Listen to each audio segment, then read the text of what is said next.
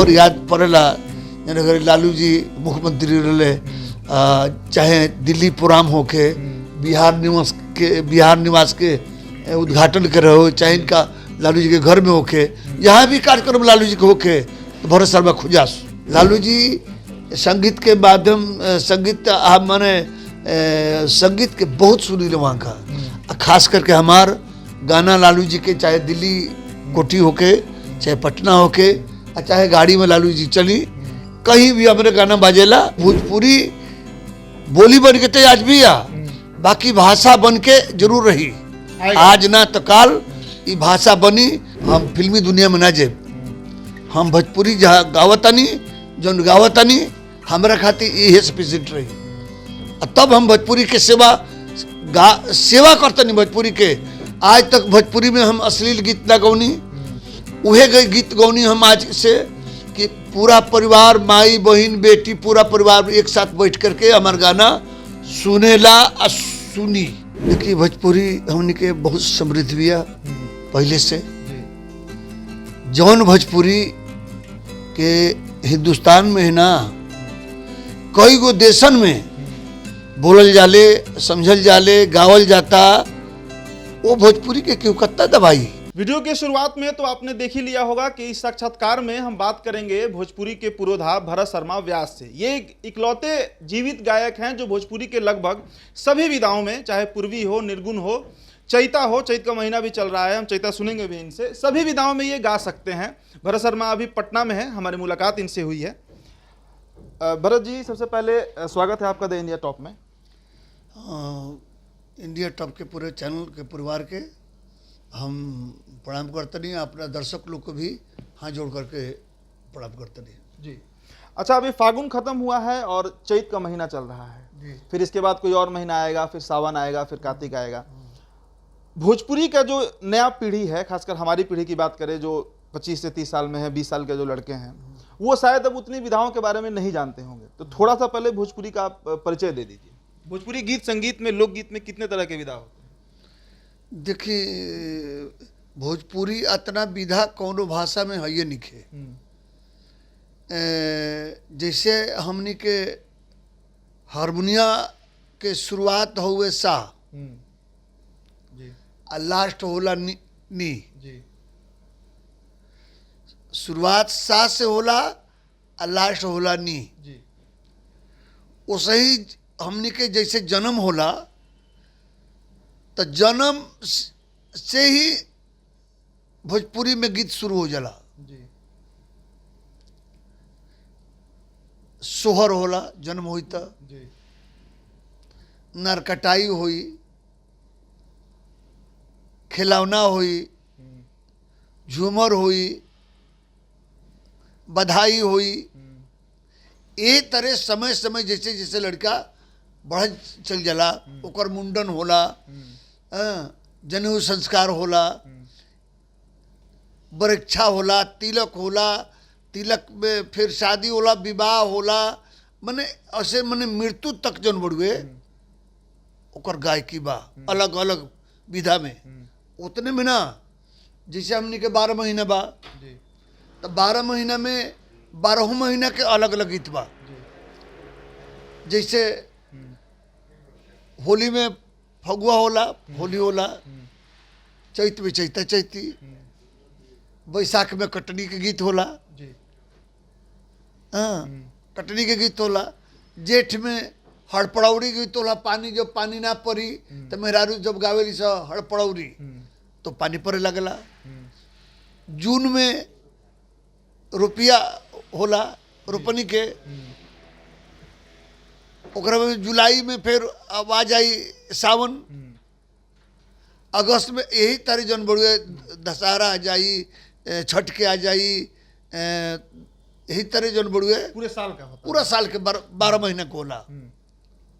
ओकरा बाद में धोबी गीत बा, डफरा गीत बा, तरसी नरैनी गीत बा, निर्गुण गीत बा, मने इतना विधा बा एमे पूर्वी बा कि इतना विधा हमरा शायद कोनो भाषा में ना मिली। जी। अभी जैसा भरत जी ने आपने बताया कि मरने समय तक का गीत है जी। अब उस गीत को जहां तक मैं समझता हूं निर्गुण कहा जाता है। नी जोन बा सा जोन बा हारमोनिया के सा जोन बा शुरुआत हो तो जन्म हो सोहर से अच्छा आ लास्ट में जोन बा नीस जोन लास्ट नहीं होला वो निर्गुण हो जाला। अच्छा लास्ट होला निर्गुण जी जी। तो ये होला सा से लेके नौ तक जोन बा ये जन्म आ मृत्यु हो। अच्छा निर्गुण के बारे में जहाँ तक मुझे समझ में आता है कबीर दास जी से निर्गुण की शुरुआत होती है जो हमारे आदि कवि हैं भोजपुरी के। लेकिन किताबों के पन्नों तक सीमित जो निर्गुण था उसे साल 1992 में आपका पहला एल्बम आया था शायद गवनवा के साड़ी खूब सुना जाता है मैं भी खूब सुनता हूँ। तो आखिरकार 300-400 साल के बाद अचानक ये कहाँ से आपको समझ में आया कि निर्गुण को भी हम गीत का मतलब गीत के रूप में पेश कर सकते। देखिए पहले तो हम बता दिल चाहता नहीं श्रोता के कि निर्गुण कबीर दास जी पलटू दास जी रैदास जी शिव नारायण जी जितना लोग भी निर्गुण लिखले बा सब किताब के पन्ने में रहे। जे किताब पढ़ल उड़ जानल ना तो ओकरा बात में असही रह पर रह। लेकिन हम कबीर दास जी का इतना हम परम भक्त रहनी उनका से हम लगाव रहे उनका शब्द से उनका गीतन से कि हम सोचनी जे टी सीरीज में जे काहे ना हम कबीर दास जी के निर्गुण हम गाई। तो हम डेरात जौन बड़ुए हम टी सीरीज में एगो निर्गुण गवनी तो में 3 गो गीत जौन बा अपन लिखनी आ 5 गो गीत लिखनी हम कबीर दास जी के गवनी 8 गो गीत एगो खिचड़ी कैनी आ ओकर नाव लिखनी गवनवा के साड़ी। जब टेबल पर गई दर्शन जी के टी सीरीज के मालिक के तो अजीत कोहली जी ओकर कंपनी के एगो हेड रहे दर्शन जी अपन कोहली जी हमरा के बुलावल लो जे भरत जी ये निर्गुण ये लिखे हैं ये गवनवा की साड़ी ये क्या है इसका मतलब क्या होता है। तो हम कहनी ये सारी निर्गुण है। तो कहले जी ये निर्गुण क्या होता है क्या कि कभी कोई गाया नहीं था निर्गुण। तो हम मनवा में कहनी जी ये निर्गुण नहीं समझा तो काम समझाई। तो हम कहनी सर निर्गुण ऐसा है कि जो गवनवा के साड़ी शब्द है ये गवनवा की साड़ी नहीं शादी विवाह साड़ी नहीं है। ये अंतिम विदाई जब होता है दुनिया से आदमी जब जाता है इस जग को छोड़ करके उस समय की बात है। तो टाइटल भर जी थोड़ा सा अटपटा नहीं लग रहा है क्या हमें नहीं टाइटल ठीक है करे छोड़ो यार जाने दो भेज दो।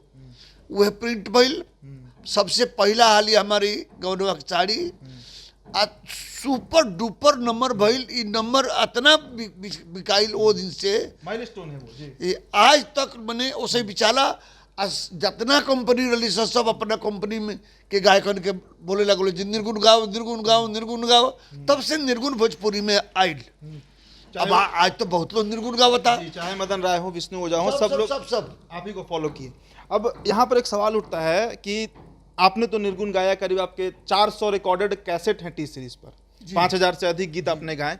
निर्गुण को आपने शुरुआत किया पूर्वी को आपने गाया सभी विधाओं में गाया। जो मौजूदा पीढ़ी है देखिए भरत जी हम अश्लीलता पर बात नहीं करेंगे क्योंकि इतनी चर्चा उस पर हो गई है वो बेकार चर्चा अब हो गई। चर्चा ये होनी चाहिए कि नई पीढ़ी में आपकी तरह गायक क्योंकि हर किसी का एक सीमा होता है। आप करीब 5 दशकों से गा रहे हैं 50 साल हो गया 1971 से। अब सवाल ये उठता है कि नई पीढ़ी और खासकर अब हमारे बच्चे आएंगे उनके बच्चे आएंगे आज से 40-50 साल के बाद 100 साल के बाद इन विधाओं को कौन लेकर चलेगा ये बहुत बड़ा सवाल है। देखिए जिस तरह से हम 50 साल से गाइए नहीं रहे हैं हम 50 साल से भोजपुरी की सेवा कर रहे हैं।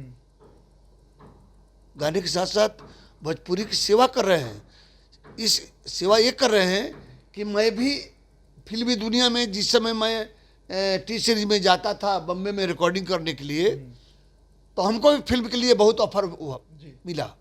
और उस समय हमारे एज हीरो बने के बहुत ऑफर आई। बाकी हम ये सोचनी जे हम यदि फिल्मी दुनिया में चल जाता नहीं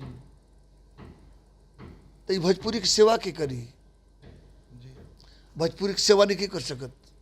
हम जना हम फिल्मी दुनिया में ना जेब, हम भोजपुरी जहाँ गावतानी जौन गावतानी हमारा खातिर ये सफिशिएंट रही। तब हम भोजपुरी के सेवा करतनी भोजपुरी के। आज तक भोजपुरी में हम अश्लील गीत ना गौनी, उहे गीत गौनी हम आज से कि पूरा परिवार माई बहन बेटी पूरा परिवार एक साथ बैठ करके हमार गाना सुनेला आ सुनी जाता न। और केहू के ऐसा बात नहीं खे, और केहू के पुराण जब होला नु उमें मेहरारू वाले की एक न जो है डर है ये का जने का गा दी। बाकी हमनी के भोजपुरी की सेवा कर ले जा, गाइबे ना करी जा, सेवा के भाव से गाई ले जा। जी लालू जी भी आपकी गायकी बड़ा पसंद करते थे। मैंने एक इंटरव्यू देखा था उनका आपकी अदालत में, रजत शर्मा जी से साक्षात्कार कर रहे थे। वहाँ पे उन्होंने कहा कि जब उनके दिमाग का जो नब्ज है वो बंद होता है तो भरत शर्मा के निर्गुण को सुन लेते हैं। जी जी कहा था उन्होंने। जी जी लालू जी संगीत के माध्यम संगीत मैंने संगीत के बहुत सुनी वहाँ का, खास करके हमार गाना लालू जी के चाहे दिल्ली कोठी होके चाहे पटना होके चाहे गाड़ी में लालू जी चली कहीं भी हमारे गाना बाजेला। लालू जी से हमारा बहुत पुराना संबंध है। अब याद आता है वो दौर 90 का, जब आप भी जवान रहे होंगे, लालू जी भी जवान रहे होंगे, वो मुख्यमंत्री होंगे, आप बिहार के सबसे बड़े गायक थे उस समय। एक अलग क्रेज था भरत शर्मा का, चूंकि कोई कॉम्पिटिटर भी नहीं था मार्केट में। याद आता है वो दौर आपको? हाँ जरूर याद ना आई, याद तबे करी वो दौर याद पड़ेला। अगर लालू जी मुख्यमंत्री रहे चाहे दिल्ली प्रोग्राम होके बिहार निवास के उद्घाटन कर रहे हो, चाहे इनका लालू जी के घर में होके, जहाँ भी कार्यक्रम लालू जी के होके तो भरत शर्मा खुजास जी बुझाता नु जहाँ रही वो जाके डीएम के फोन जा भरत जी के खोज के जल्दी भेजो तो हम जाइए हो लालू जी के कार्यक्रम करके।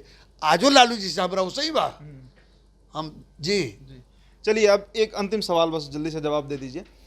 50 साल बाद भोजपुरी को कहाँ देखते हैं? अष्टम अनुसूची में जाएगी, मान सम्मान बढ़ेगा, या जो बदनामी झेल रही है ये भाषा, इतने लोग बोलते हैं, करीब 25-30 करोड़ बोलने वाले लोग हैं, कोई भी इस पर कमेंट कर देता है। अभी मुख्यमंत्री झारखंड के हेमंत सोरेन ने कह दिया कि भोजपुरी भाषा के जो लोग हैं वो झारखंड में अपना वर्चस्व स्थापित कर रहे हैं। पंजाब के मुख्यमंत्री चन्नी जी ने कह दिया बिहारियों के बारे में। खराब लगता है। और 50 साल बाद भोजपुरी को कहाँ देखते हैं? देखिए भोजपुरी हमने के बहुत समृद्ध बिया पहले से जी। जौन भोजपुरी के हिंदुस्तान में है ना कई गो देशन में बोलल जाले, समझल जाले, गावल जाता, वो भोजपुरी के क्यों कत्ता दबाई। जहाँ की 25 करोड़ भोजपुरी सुनने वाला समझे वाला बढ़े, वो भोजपुरी बोली बन के तो आज भी आ, बाकी भाषा बन के जरूर रही। आज ना तो काल ये भाषा बनी। संविधान के 8वीं अनुसूची में एक दर्ज होके के जरूर बा, होगा दर्ज, एकदम होई। चलिए ठीक है। देखिए एक नेशनल चैनल के देश के बड़े पत्रकार ने इस बात को कहा था कि यूनाइटेड नेशन का ये कहना है कि दुनिया में सबसे तेजी से फैलती भाषाओं में 5वें स्थान पर भोजपुरी आता है। हालांकि इसमें अश्लीलता है, कई तरह का आरोप लगाया जाता है भोजपुरी भाषियों के ऊपर, भोजपुरी भाषा के ऊपर, लेकिन यह भाषा तेजी से फैल रही है, पसर रही है और ग्रो भी कर रही है। आपका जो सुझाव है वो हमें आप जरूर दीजिएगा। बहुत बहुत शुक्रिया।